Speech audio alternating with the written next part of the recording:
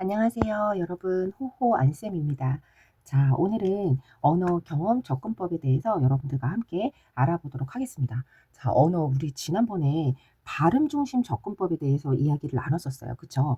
발음 중심 접근법은 행동주의 학자들이 강조하는 것으로, 유아들에게 언어를 가르칠 때 듣기, 말하기, 읽기, 쓰기가 있는데, 그 중에서 읽고, 쓰는 거에 핵심을 둡니다. 그래서 해독과 부호화의 목적을 두고 못하면 가르쳐. 반복해서 시키란 말이야. 될 때까지 해야 돼.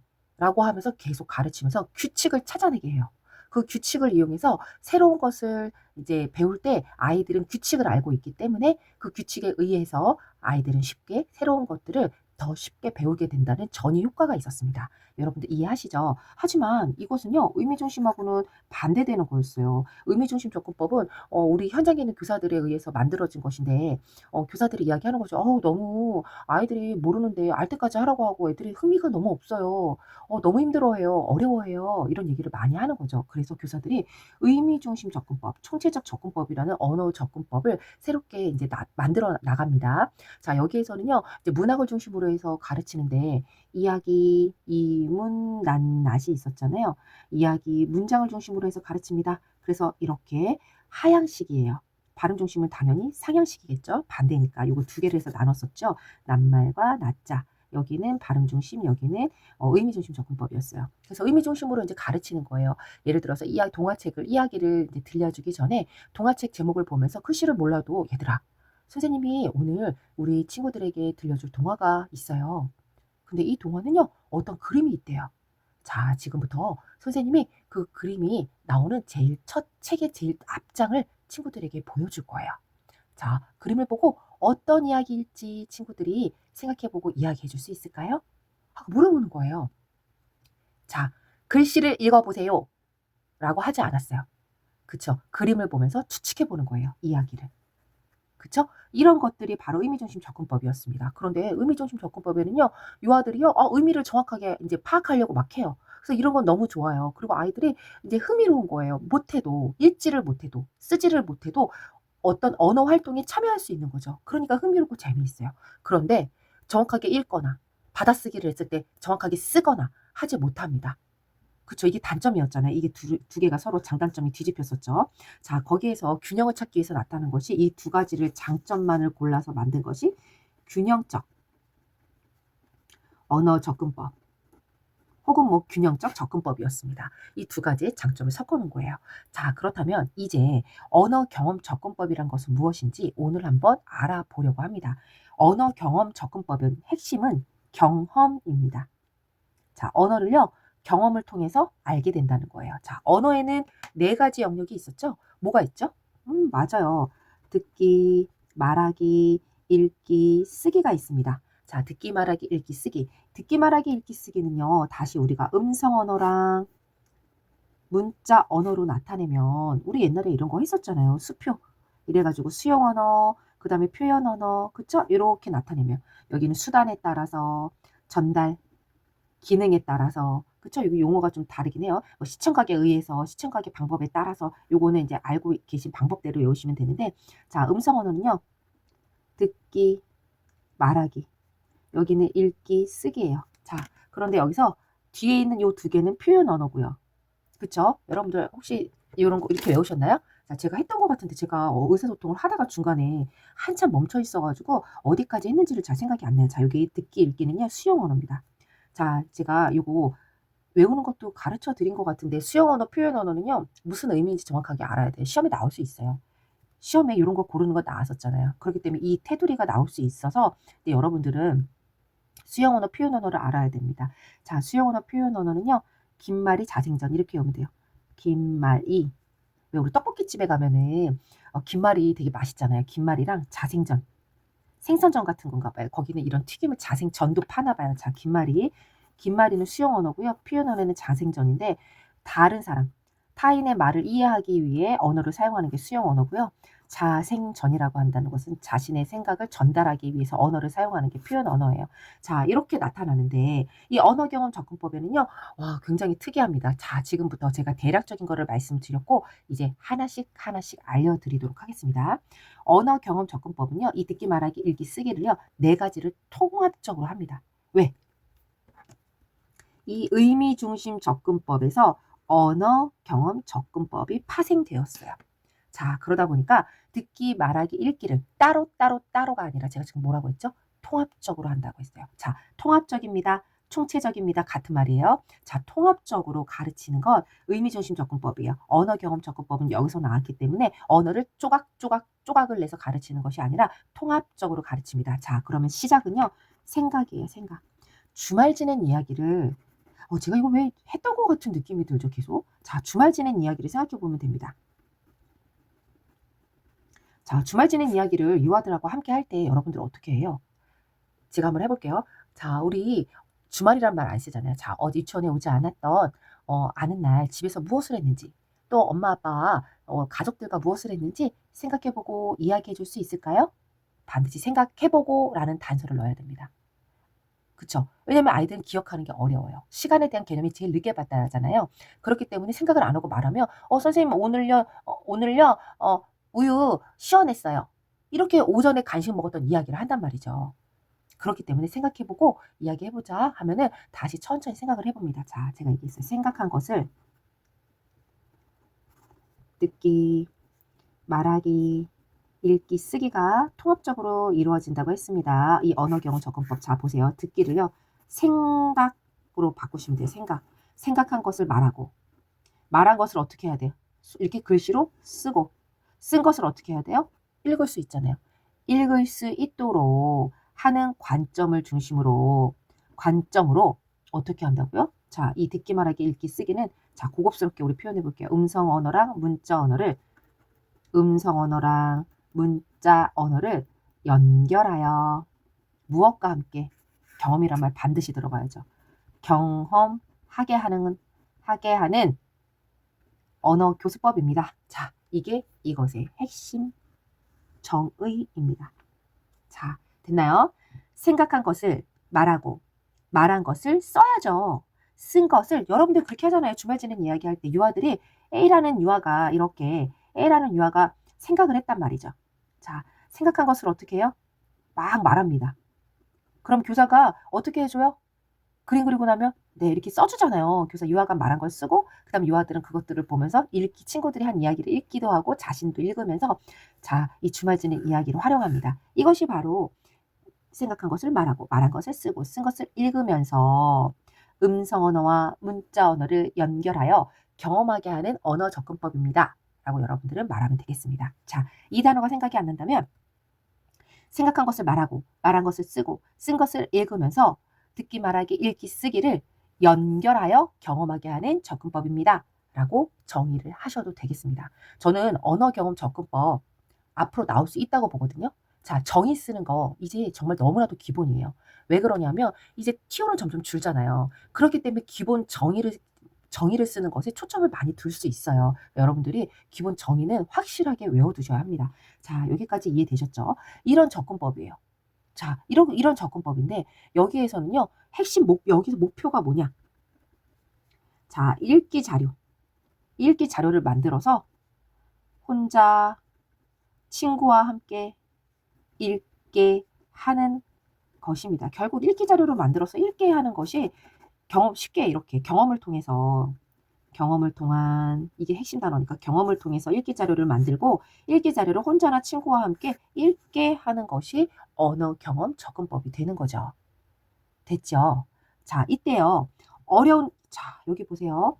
의미 중심 접근법을 중심으로 해서 이것이 만들어졌잖아요. 그렇기 때문에 자, 유아가 생활 속에서 경험한 것들을 네, 죄송해요. 제가 어디까지 했죠? 갑자기 누가 배를 눌러가지고. 자, 제가 그럼 다시 이어서 한번 해보도록 하겠습니다. 자, 의미중심 접근법을 중심으로 해서 가르치는 거잖아요. 그러다 보니까 경험을 통해서 어떻게 해야겠어요? 그쵸? 어려운 단말을 가지고 하는 것이 아니라 친숙한 낱말을 가지고 경험을 통해서 읽기 자료로 만든 것들을 보다 쉽게 유아들이 이거는 쉽게 읽을 수 있게 해주는 거예요. 정확하게가 아니라 쉽게 읽을 수 있도록 친숙한 낱말을 중심으로 해서 효과적으로 가르치는 것이다. 자, 이런 것도 내포되어 있는 가정이에요. 자, 역시 이거는 이문난낱. 이문난 낫에서요. 여긴 낱말이고 낮자입니다. 자, 중간으로 잘랐을 때 여기는 발음 중심이었고요. 여기는 의미 중심이었어요. 자, 여기에서 지금 이 경험적 접근법은 무엇을 중심으로 했다고 그래서 그렇잖아요. 의미 중심 접근법을 중심으로 했다고 했잖아요. 굳이 따지자면 이건 상향식일까요? 하향식일까요? 기본이 의미 중심 접근법을 중심으로 하고 있잖아요. 그러니까 하향식입니다. 자, 이것도 알고 계셔야 하는 겁니다. 자, 이런 가정을 가지고 이 언어 경험 접근법이 나타나기 시작한 거예요. 이 언어 경험 접근법에는요, 그런데 단계가 있어요. 이 단계는요, 뭐 학자마다 다 다르게 설명하고 있지만, 저는요, 이렇게 외울 수 있을 것 같아요. 제가 왜 했던 느낌이 자꾸 드는지 모르겠는데, 제가 학생들한테 했던 게 지금 여기 반복돼서 그런지 모르겠지만, 여러분, 개경 알죠? 북한의 개경. 자, 개경에서 큰 경기가 대경기가 있다는 것을 읽게 됩니다. 광고를 딱 봤는데 길에서 광고를 봤는데 개경에서 대경기가 있다라는 것을 읽었다. 자, 개경은요 계획학입니다. 활동을 할 때요 경험을 제공하기 위해서 아무거나 막무가내로 하지 않습니다. 계획합니다. 자, 경험은요 여기 계획하기, 그 다음에 경험하기. 자, 경험을 그냥 하는 거예요. 어떤 경험? 유아가 직접적으로 경험하는 것을 말하는 거고요. 자, 대는요, 대화하기입니다. 대화하기. 근데 계획, 경험, 대화 다 같은 말이에요. 어떤 학생이 계속 물어봐요. 계획하기로 해야 되냐, 경험하기로 해야 되냐, 대화하기로 해야 되냐, 경험이라고 쓰면 틀리냐? 아니요. 맥락만 같으면 다 맞게 해주니까 그런 거 걱정 안 하셔도 돼요. 자, 대화하기가 있습니다. 유아들이 경험했던 이야기들을요, 어떻게? 말하게 하는 거예요. 말하게 합니다. 자, 됐죠? 말하게 하는 겁니다. 경험했던 것을, 자, 경험했던 것을 대화하면서 말하게 합니다. 그 다음에 이거는 경험 기록이에요. 경험했던 것을 글로 써주는 거예요. 글로 써줍니다. 글로 쓰기. 자, 누가 써줘요? 보통 교사가 써주죠. 유아는 글씨를 모르잖아요. 왜 유아가 쓰지 않고 교사가 써주나요? 자, 여러분. 의미중심 접근법에서는요. 유아가 언어를 몰라도 교사가 허용을 해줍니다. 그쵸? 그렇기 때문에 교사가 써줘도 문제가 없는 거예요. 그런데 발음중심 접근법이라면 유아가 정확하게 쓰라고, 유아에게 정확하게 쓰라고 계속 요구를 하겠죠. 자, 이런 차이가 있는 거예요. 자, 교사가 써주는데 여기서 주의해야 될 점이 첫 번째는요. 유아가 말한 것 그대로 써줍니다. 이거 제가 수업에 여기 강의를 했던 것 같아요. 중복되는 것 같은데 제가 자꾸 왜 했다는 생각이 들죠, 이게. 자, 예를 들어서 이렇게 집을 그렸단 말이죠. 이것도 똑같이 했던 말 같아요. 집도 그리고 나무를 그렸어요, 이렇게. 그러면 아이가 이거 뭐 그린 거예요? 교사가 이렇게 물어보는 거예요. 뭐 그랬어요? 이렇게 써주잖아요. 그럼 요 C를 써주는데 C는 사람, 아니, 우리, 집인데, 자, 쓸까요, 말까요? 쓰는 겁니다. 쓰는 겁니다. 자, 이렇게 유아가 한 말을 그대로 써주는 것이 바람직하다라는 것이 쓰기, 경험의 기록에서 주의해야 할 점이고요. 두 번째는요, 순서대로 써줍니다. 순서대로 쓰기. 자, 순서대로 쓰지 않으면요, 인과관계를 알 수 없어요. 무엇이 원인이 돼서 어떤 일이 생긴 건지 인과관계를 아이들이 구분해낼 수 없어요. 그래서 순서대로 써준다라는 두 가지 유의점을 잘 기억을 하고 계시면 될 것 같아요. 자, 그 다음에 읽기는 당연히 읽기 자료를 이제 드디어 만들어서 혼자 읽거나 함께 읽어요. 함께 읽도록 해주는 것을 의미합니다. 자, 이 단계 중요합니다. 단계. 자, 우리 왜 언어의 잘론고 단계 이런 거는 요즘에는 좀 그 중요도가 좀 떨어졌잖아요. 그런데 언어 접근법은요, 시험에서 한 번이라도 안 나올 수가 없어요. 그렇기 때문에 여러분들 이 단계는 잘 기억하셔야 돼요. 그리고 뿐만 아니라, 자, 보세요. 읽기, 말하기, 듣기, 쓰기가 한꺼번에 경험이 된다고 했는데, 자, 대화하기, 말하는 거네요. 기록하기, 쓰는 거네요. 자, 그 다음에 여기 읽기 자료, 읽기네요. 또 읽은 것을 어떻게 해요? 친구가 읽어주면 듣잖아요. 자, 말하는 거 듣잖아요. 그렇기 때문에 듣기, 말하기, 읽기, 쓰기가 통합적으로 나타나는 의미 중심 접근법에 근거한 경험을 통해서 알게 하는 언어 경험적 접근법이 이 과정이라는 것도 여러분들이 잘 기억을 해두시면 되겠습니다. 자, 그렇다면 이 언어 경험 접근법은 과연 완벽한 접근법일까요? 이 세상에는요, 완벽한 건 하나도 없어요. 자, 여기에도요, 좋은 점이 있고요. 네, 단점이 있습니다. 장점과 단점이 있어요. 장점은요, 자, 언어 경험 접근법. 무엇을 중심으로 한다? 경험을 중심으로 합니다. 경험을 중심으로 합니다. 자, 이게 장점이에요. 경험을 중심으로 하기 때문에 유아가 뭐가 쉬워요. 이해가 쉬워요. 자, 여러분들도요, 임용 공부를 지금 경험하고 있는 거잖아요. 그쵸? 임용 시험을 경험하면 경험할수록 여러분들이 좀 더 이해가 공부를 하면 할수록 쉬워진다. 경험하면 경험할수록 쉬워져요. 그쵸? 이런 것이 똑같습니다. 현장에서도요, 아무리 학생 때 아무리 잘했어도요, 아무리 잘했다 할지라도 현장에 경험이 없는 초임교사들은요, 현장에 적응하기가 좀 어려워요. 그쵸? 현장에 대한 이해도가 떨어져요. 하지만 노하우가 많은 경험이 막 20년, 30년 된 선생님들은 현장에 대한 이해가 쉽죠. 아, 요때쯤 되면은 요런 엄마들한테는 이렇게 말해야지 좀 더 어머님들하고 좀 우리가 좀 더 가깝게 쉽게 갈등 없이 다가갈 수 있어요. 라는 이런 것들을 쉽게 알 수 있잖아요. 자, 이런 것들이 경험 중심으로 하기 때문에 이해가 쉽다. 자, 그쵸? 그리고 읽기를 하기는 하는데 우리 정확하게 읽는 거 막 강조하지 않았잖아요. 그랬기 때문에 어떤 읽기에, 그쵸? 초기 읽기 단계에 효과적입니다.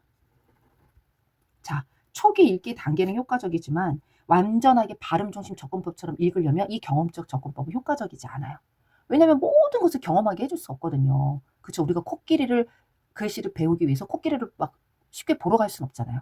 그쵸? 우리가 용이라는 것을 배우기 위해서, 글자를 배우기 위해서 용을 어디 가서 만나서 직접 만져보고 경험할 수는 없잖아요. 이런 것처럼 효과적이진 않지만 읽기 단계, 즉 어떤 초기에 읽기에 시작하는 아이들에게는 굉장히 효과적이더라. 왜? 의미중심적으로 접근을 하기 때문에 흥미도 있고 관심도 있고 친숙한 단어를 중심으로 우리가 읽기 자료를 만들고 듣기, 말하기, 읽기, 쓰기를 통합적으로 접근하기 때문에 어렵지가 않은 거예요. 자, 그런데 이것에 단점이 있어요. 어떤 단점이 있을까요? 아까 우리가 개경에서 대경기가 있다는 것을 읽었다. 이 단계가 있잖아요. 이 단계를 보면요. 유아들이 말한 것을 그대로 써준다 그랬어요. 그쵸? 그러다 보니까 유아들이 말한 단어가 다 어떤 말이에요? 전문적이지 않은 용어들을 많이 쓰잖아요. 아이들이 보통은 정숙하세요. 이런 말을 안 쓰고 조용히 해 얘들아. 시끄럽다. 이런 얘기를 많이 하잖아요. 이런 것처럼 유아의 단어가 그다음에 문법이 한정되어 있죠. 그쵸? 제한이 있다. 한정되어 있다. 한정되어 있다. 자, 단어도 사용하는 단어가 유아들이 막 수준 높지 않으니까. 자, 문법도 자, 그렇죠. 예를 들어서 선생님 나는 이게 딱 그림을 그렸어요. 주말 지낸 이야기 그림을 막 그렸어요. 나는 엄마하고 노래했다요. 이렇게 말하면 이걸 그대로 써줘야 되잖아요. 이거 잘못된 문법이잖아요. 그쵸? 문법이잖아요. 또 단어가 몇 개 안 들어가잖아요. 이런 것들이 단점인 거예요. 이런 것들을 개선하기 위해서 우리는 어떤 노력을 해야 될까요? 자, 의미중심 접근법은 무엇을 중심으로 지도를 하는 게 가장 효과적이죠? 그렇죠. 동화책이잖아요. 마찬가지로 동화책은 엉터리로 막 써져 있지 않아요. 동화도 책입니다. 책. 유아들에게는 다양한 정보랑 교훈을 주고 감정의 정서를 주는 책이에요. 그렇기 때문에 이 책은요. 많은 검수를 통해서 이 책이 만들어져요. 따라서 반복되고 그쵸? 다양한 어휘가 나타나 있는 문장이 들어있는 동화책을 읽어줌으로써 유아가 다 한정된 단어와 한정된 문법, 잘못된 문법을 가질 수밖에 없는 이 단점을 극복할 수가 있는 겁니다. 자, 이거 시험 나올 수 있겠죠. 단점을 극복할 수 있는 방법을 써라. 나올 수 있습니다. 자, 이렇게 해서 우리 오늘 언어 경험적 접근법도 알아보았습니다. 자, 여러분 어려울 것 같지만 하나하나 해가면서 어렵지 않게 여러분들과 함께 해결해 나가고 있어요. 여러분들도 저와 함께 오늘 배웠던 언어 경험 접근법에 대해서 완전히 이해해 보시기 바랍니다. 자, 날씨가 점점 더워지고 있는데요. 여러분 그래도 힘내시고 오늘도 열심히 공부하시는 여러분들 변함없이 응원하겠습니다. 자, 호호 안쌤이었습니다. 감사합니다.